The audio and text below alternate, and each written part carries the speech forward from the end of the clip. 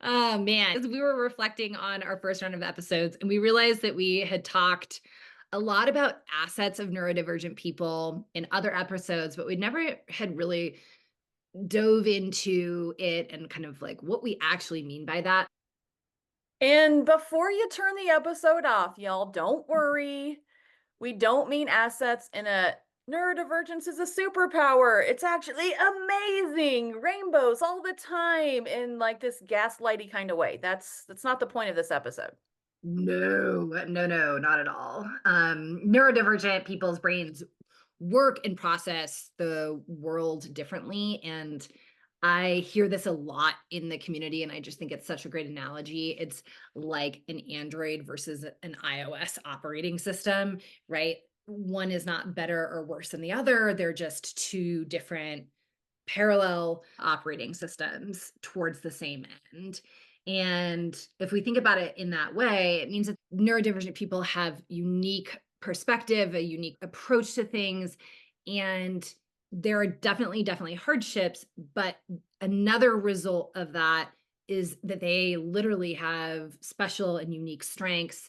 And something that I always say is like they quite literally see and experience the world differently than other people. And that is a massive gift to society.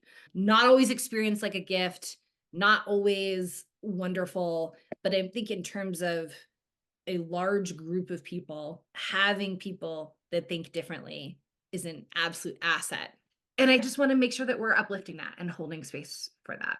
Right, yeah. So at some points, someone might experience their neurodivergence as mostly negative, and Mhm. at other points in people's lives, they might see and feel more of the positives, and that's okay. Your experience is your experience. We are not trying to change your mind on that. But today, we want to talk about the unique assets and strengths of neurodivergence. Mhm.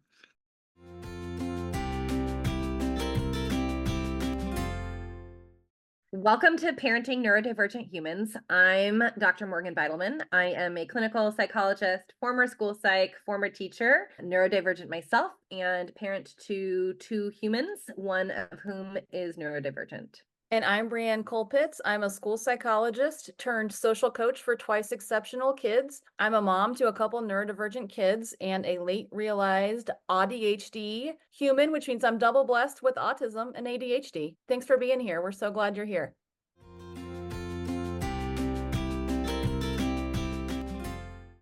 So let's talk about it in a couple of neurodivergent categories, if you will. One is that processing thing that I was talking about earlier. It's just that they process the world differently than a lot of other people. And because of that, they have a unique take on things. And Yeah, we do. yeah, yeah. The number of times that I sit around with my friends and they are like, I never thought about it that way. And I'm like, how did you think about Yeah, it? you're welcome. And then they say it and everyone else is like, yeah. And I'm like, huh.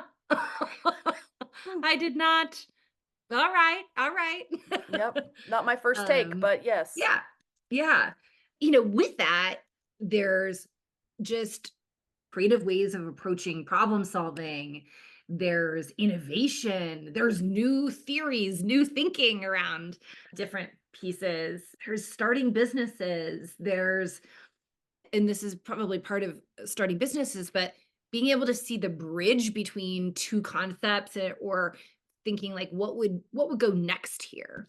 I also think about it as like what's the next somebody was saying this recently, maybe it was Sharon McMahon, Mm. but like what's the next helpful thing? I hear that a lot, or something that kind of resonates with that idea a lot from the neurodivergent community, both that I personally experience and that I support. Yeah, I love that. I wonder, it'd be so interesting to see how many apps have been created by neurodivergent brains. Just Mhm. just a random thought from this neurodivergent brain, but yeah, I It's think also it's something like 50% of neurodivergent people start businesses. It's some don't quote me on that statistic, but it's a very high statistic. lots Same of idea. differently wired entrepreneurs out there. Yeah. Mhm.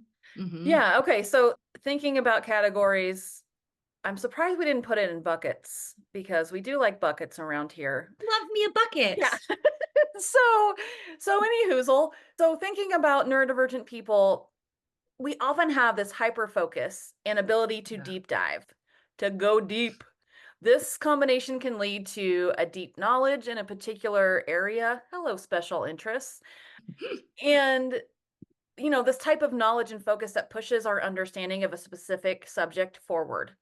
So, award winning people who have found new things, like new ways to do math, for example, that's not my brain, but, that special interest of going deep and being able to get to a place that we haven't been before. That is an asset of having a neurodivergent brain.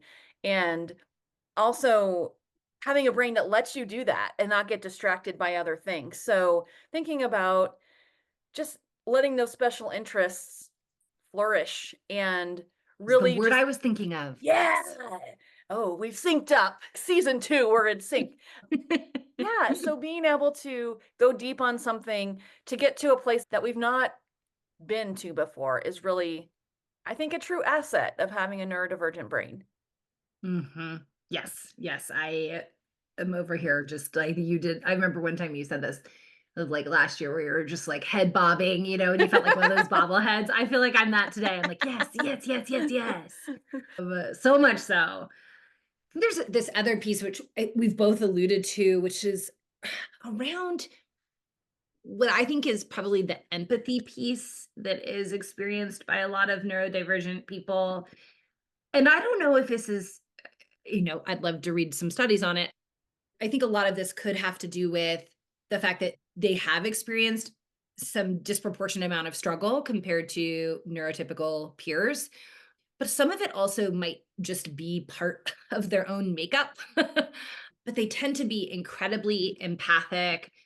We talk about this like idea of a deeply feeling person. Like, yeah, the families and the kids that I support are some of the most empathetic, deeply feeling people that I've ever met, and can hold multiple viewpoints and can have the empathy like across a spectrum. Even when they don't agree with somebody, they can still a lot of times hold empathy for them and what their experience could have been like.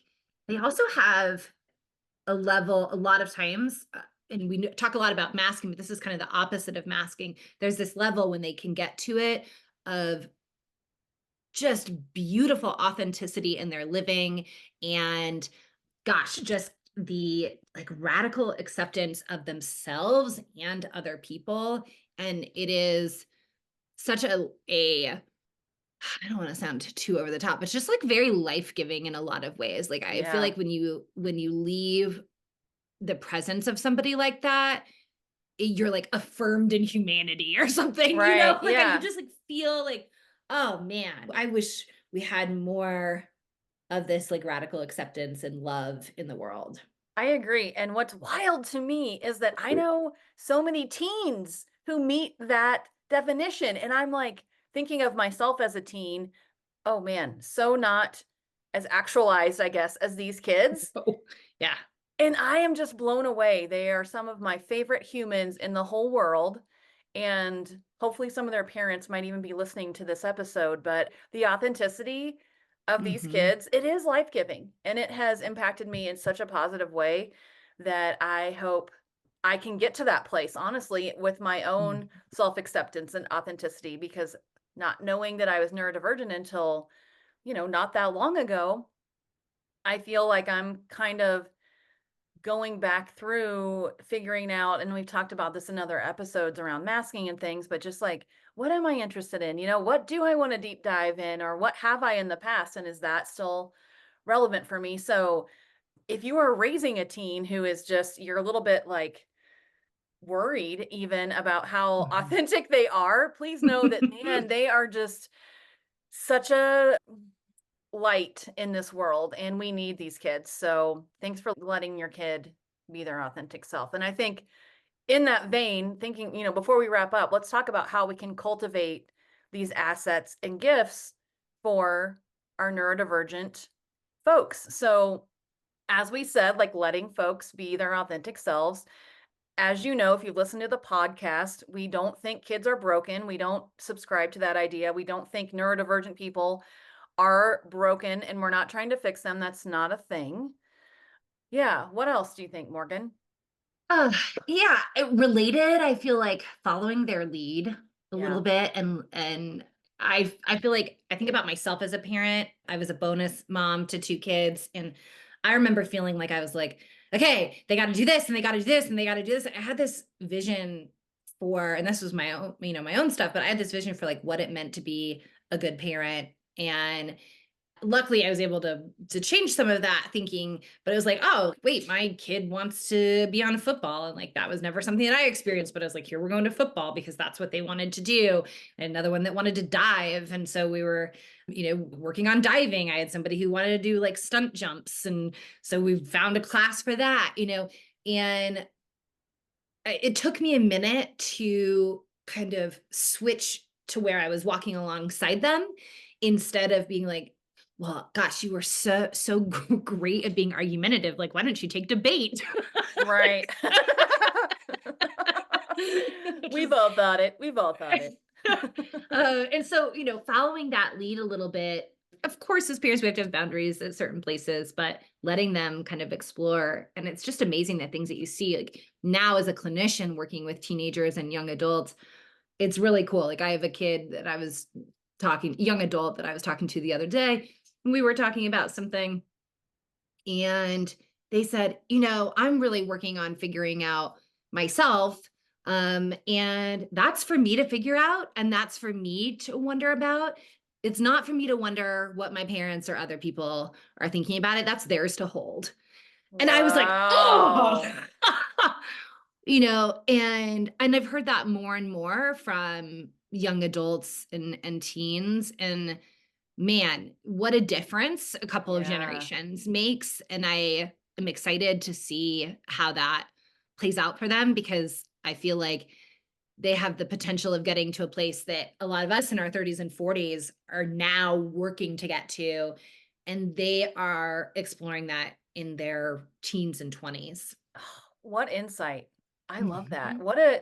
What a shift this is going to have on society and humanity. I'm excited to see how this plays out. And I think a lot of this is because parents are supporting their kids in neurodivergent affirming ways. And we've done an episode, well, probably multiple episodes on that. So that's amazing. Like, let's keep doing that, gang.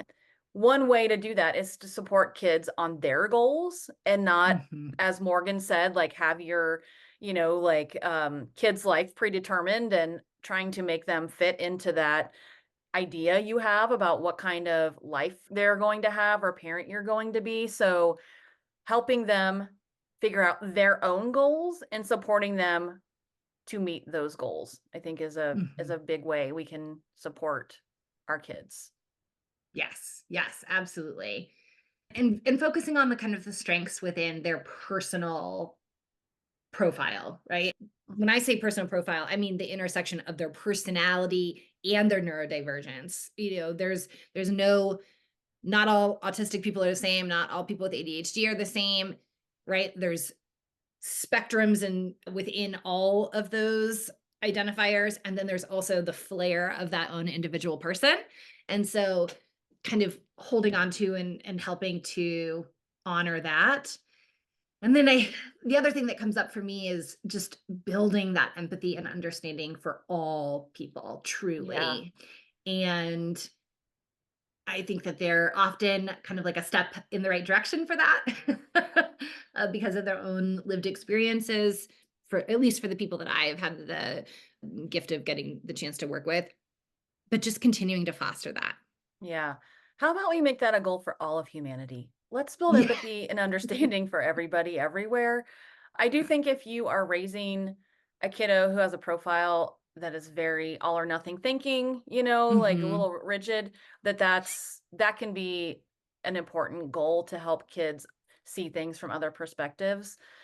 But yeah, I agree with you. Building an empathy and understanding for all people. And also that's parents building empathy towards their kids and not trying Hmm. to change who they are, right? And just accepting, like you said, the intersection of their personality, who they are that way, and then also their neurobiology. Yeah, let's do that. 2025 goals. Yep. Mark it down. Let's do it. Empathy, radical acceptance for all. Yes. No biggie. I Yep. think we can get there in a year. Yeah, we got this. We got this. Well, thank you guys for listening. It is so great to be back. We'll be back next week with an episode. So make sure to subscribe so you don't miss it.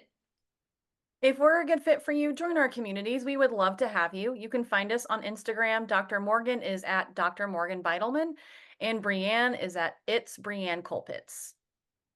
As always, if you have a question or a topic you want us to cover, send us a note. You can message us on Instagram or use the Google form in the show notes. We are busy planning for the new season. So now's a great time to submit your questions. And truly, that has helped inform so many of our episodes so far. And we love interacting with you in this way. So I would love to hear from you. Yeah, and while you are filling out that Google form, just go ahead and hop over to the podcast platform you use and leave us a 5-star review if you're enjoying the podcast. It really helps us push this out to other listeners, and we so appreciate that. We are also filled with gratitude for our editor and producer, Erica Carpenter. Thank you for making all these episodes happen. Yes. Thanks for joining us. See you next week.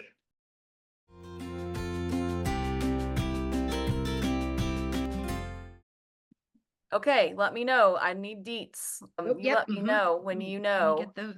I know things. I'll send it to you. Okay. Awesome. I forgot them, but I will find them and I will send them to you. Sounds good.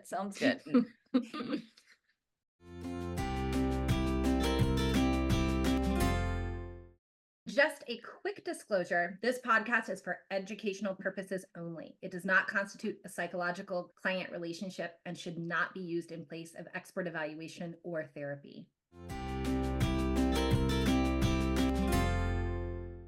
We got this. My shoulders are like... Okay, release your shoulders, untense your jaw, whatever that. I need some guided like relaxation. Okay. Okay, here we go. La la la la la la la. Okay. That's our new 2025 warm up, Erica. So yeah. Here we go. Don't cut that out. Oh my God. Okay. Are we ready? No, I'm wondering if I'm feeling off because I'm not in black. Oh, yeah. See, I think it's probably the only episode that we've recorded that I wasn't in black or gray. I haven't even noticed that. Whoa. Yeah. I'm feeling like I don't know myself. Anywho, we'll be fine. We got this. Okay, I'm gonna do the arm motion and